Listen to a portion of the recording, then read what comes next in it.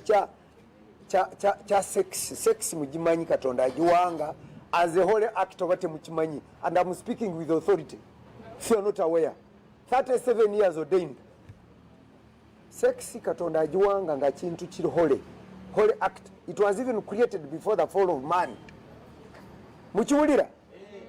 Kati those people who are abantu abali abakola ebintu ne bagenda mutoyi ne beeraga nga bali mutoyi, njagala kubategeeza nti eggwanga kati gye tulaga, the only person who can correct that is the media.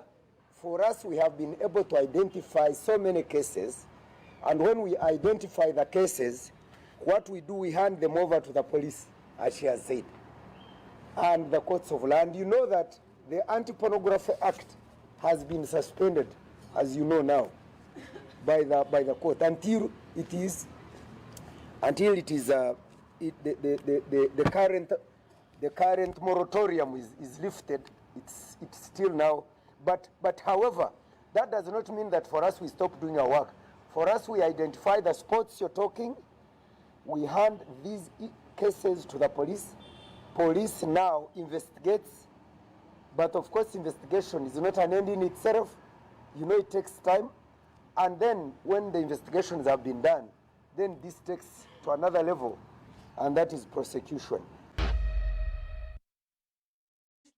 Zamirembe mutubagaliza ki nga mukunoonyereza okwo buwanguzi tubagaliza obuwanguzi kubanga investigation eyo si nnyangu. Gavumenti omulimu gwa poliisi muzibu mukko.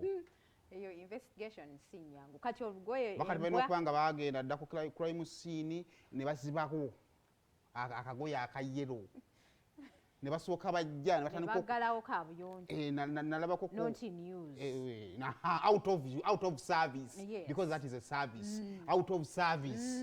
Kakati ne bajja mpola mpola ne batandika okunonda buli kizibiti ekyalekebwawo, buli kizibiti oba olugoye lwavaamu akawuzi, buli kimu bakino kironda, buli kazibiti ke balowooza ke bafunako, oba akaviri kava mutwe ne kagwa wansi. then bagenda bagatta kwatu olaba kati lwani kaviyo kali kafu muli asobola okwegana ntwali mu dduyiro kati ng'olina oleeta obukakafu nti ono teyali dduyiro.